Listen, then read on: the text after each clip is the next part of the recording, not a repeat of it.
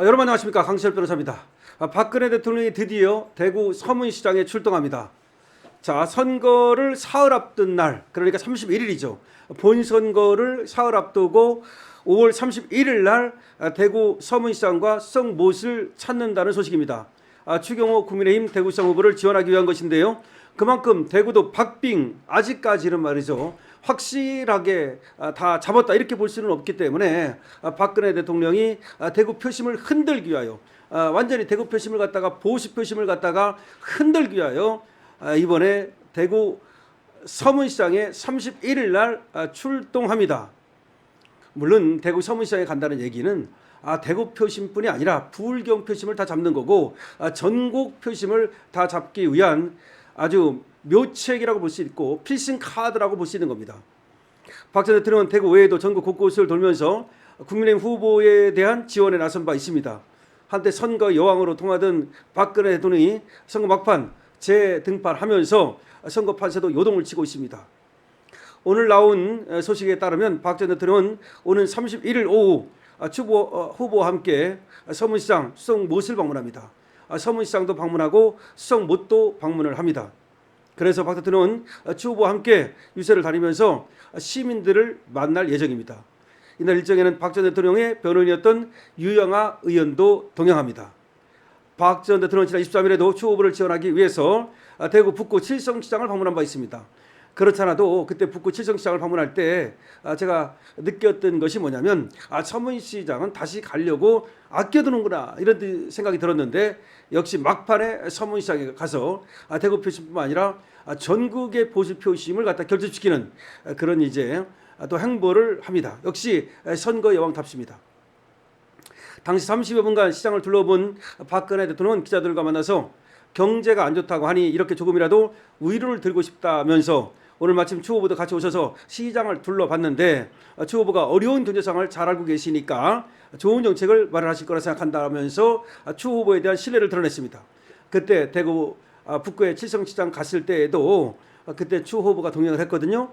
근데 추 후보가 경제 전문가고 그리고 어려운 경제에 대해서 잘 알고 있기 때문에 누구보다도 추 후보가 잘 하실 것이라 믿는다, 이렇게 해서 추 후보의 지원 유세를 했는데, 그 이후에 말이죠, 박빙이던 아니면 조금 뒤지고 있던 대구 표심이 추 후보 쪽으로 상당 부분 기운 듯한 그런 어떤 여론조사가 나오기 시작했죠.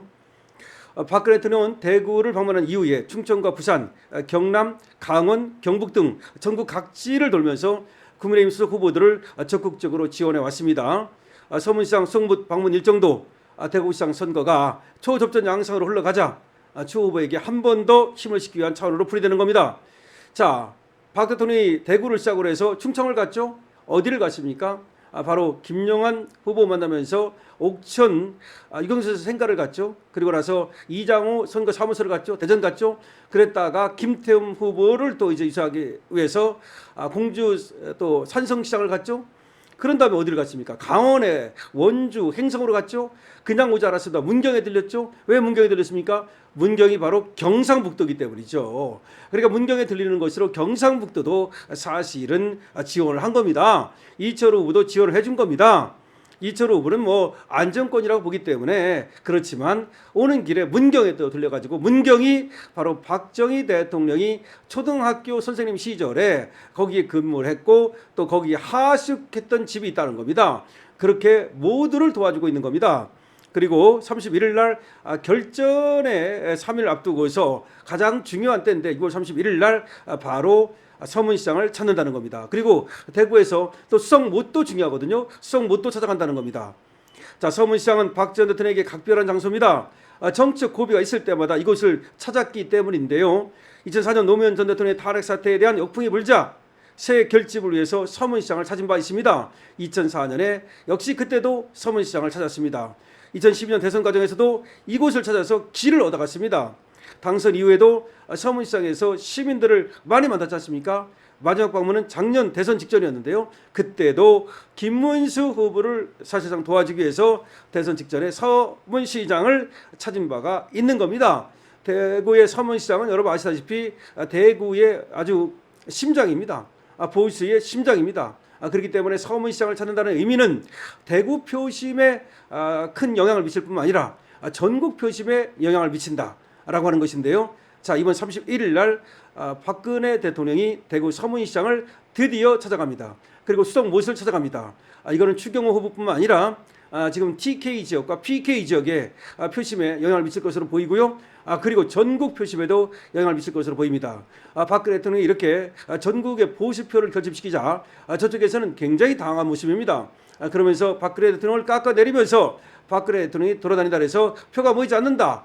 선거 여왕은 이미 15년 전 얘기다라고 보수 참칭하는 김종인이 얘기를 할 뿐만 아니라 정청래라든가 이런 애들이 계속해서 박근혜 대통령을 뒤싸움으로써 지금 박근혜 대통령의 지금 표몰이 이거를 어떻게든지 막아보려고 그렇게 하고 있습니다만은 쟤들 뜻대로 되지 않습니다. 박근혜 대통령은 역시 선거 여왕이었고 그리고 표가 어떻게 하면 우리에게 오는지 표심을 정확히 찌르는 그런 어떤 천재적 그런 어떤 선거 능력을 갖고 있다라고 볼 수가 있습니다. 여러분께서도 다시 또 수성못과 그리고 또 서문시장을 찾는 박근혜 대통령을 많이 응원해 주시기 바랍니다. 박근혜 대통령의 행보가 그야말로 대한민국을 구하는 구국의 길입니다. 여러분께서도 박근혜 대통령을 따라서 구국의 길로 함께 가십시다. 그러면 결국은 이 나라는 우리가 지킬 수 있습니다. 이 나라가 어떻게 만든 나라인데 박정희 대통령이 만든 나라고 이승만 대통령이 세운 나라 아닙니까? 저 좌빨들이 한 게 뭐가 있습니까? 우리가 결국 이 나라를 세웠고 이 나라를 지키고 있습니다. 그런 의미에서 박근혜 대통령을 우리가 확실하게 지금 우리 중심으로 해서 뭉쳐야 된다는 말씀도 전해드리겠습니다. 여러분께서 강신업 TV에 많은 응원 주시기 바랍니다. 강신업 TV 여러분의 응원이 지금 필요합니다. 강신업 TV를 말이죠. 죽이려는 공작들이 계속해서 벌어지고 있습니다. 여러분 전환길 뉴스라든가 우리 우파 유튜브들이 어려운 거 아시죠? 강신업 TV도 말이죠. 얼마 전에 제가 어떤 방송을 한 적이 있냐면 김성태 쌍방울 그거 관련해 가지고서 중앙선관위가 이제 부실하다. 그리고 뭐 중앙선관위에서 서버라든지 이런 것들이 해킹 위험에 있다. 그런 얘기가 나오지 않았습니까? 중앙선관위가 굉장히 지금 혹시 해킹이 되는 것은 아닌지 이런 의심은 계속 있는 거예요. 그래서 부실 어떤 관리 의혹 같은 것이 있지 않았습니까? 그리고 그 얘기는 우리 윤석열 대통령께서도 중앙선관위의 국정원을 통해서 그 점검을 해봤더니 굉장히 이 보안 상태가 부실하다는 걸 보고를 받았다. 이런 말씀을 하시지 않았습니까? 국정원에서 실제로 했습니다. 근데 부실하다고 발표를 했어요. 그래서 저는 이제 그걸 얘기하면서 그래서 중앙선관위가 이걸 서버 같은 것들을 관리할 때 정말 잘해야 되는 거 아니냐 그런 얘기를 하면서 좀 믿을 만한데 그리고 능력 있는 사람한테 맡겨가지고 완벽하게 이걸 해야 되는데 그렇지 못하면 안 되겠다 이런 얘기를 이제 했는데 당시 이제 어떤 보도가 나왔냐면 쌍방울 자회사 모 회사가 이 중앙선관위의 그 서버 계약을 맺고 일정한 어떤 그 관리 또 케어 이런 걸 했다는 보도가 나왔습니다. 그래서 쌍방울이 누굽니까? 김성태 그리고 또 대북 송금 사건과 연루된 그런 기업 아니겠습니까? 그렇다면 이게 이렇게 지금 민주당 그리고 또 쌍방울 또 대북 송금 뭐 이렇게 있다면 누가 봐도 말이죠. 선관위에서는 공정하고 객관적으로 이런 데 맡겨야지 이 쌍방울의 자회사 이런 데 맡기는 거는 의심을 살 만하지 않습니까? 그래서 제가 보니까 당시 보도된 것이 그 쌍방울 자회사라고 하는 것이 상당히 부실하게 그러니까 여러 가지 그래서 그걸 갖다가 이제 보도한 바가 있습니다. 그랬더니 그쪽에서 말이죠. 쌍방울 자회사 그 모회사에서 저를 상대로 말이죠. 형사 고소를 하고 민사 소송을 걸었어요. 그래가지고 이 제가 공익적으로 말한 거 아닙니까? 오로지 공익적 목표에서 얘기한 거고 그리고 법인에 대해서 회사가 부실하다는 얘기를 못 합니까? 그런 얘기를 했는데 그걸 가지고 말이죠. 오늘 판결이 났는데 1,000만 원을 물어줘라. 저 쌍방울 그 자회사 거기에다가 강신업이가 1,000만 원을 물어줘라라는 황당한 판결이 난 겁니다. 그래서 즉각적으로 제가 항소를 제기했습니다. 그렇기 때문에 이것들이 또 형사 고소도 걸려 있는데 이거 경찰에서 무혐의로 올렸습니다만 검찰에 가 있는데 아직까지도 결론 안 내고 있습니다. 저는 끝까지 싸울 겁니다. 이거는 말이죠. 대법원까지 끝까지 가가지고서 당연히 할 말을 한 거고 공익적인 말을 한 거고 그 과정에서 예를 들어서 어떤 회사에 대해서 조금 비하적인 말을 했다 하더라도 그걸 할 수 있는 거 아니겠습니까? 그런 얘기도 못 합니까? 강신업 강신업에 대해서도 얼마나 비하적인 말을 하는 사람이 많은지 아십니까? 근데 그걸 갖다가 말이야 입을 틀어막는 겁니까? 그렇기 때문에 여러분께서 강신업 TV 많이 응원해 주셔야 됩니다. 강신업 TV 응원하는 방법은 뭡니까? 바로 구독입니다. 구독. 정말 구독줄 내주십시오. 구독줄. 그리고 좋아요, 댓글 무지하게 많이 달아주셔야 됩니다. 강신업 응원해 주셔야 됩니다. 그리고 강신업 TV 말이죠. 회원에 정말 이번 기회에 말이죠. 회원에 그냥 벌떼같이 가입해 주시기 바랍니다. 자율 구독료 번호도 올려놓겠습니다. 강신업 TV입니다.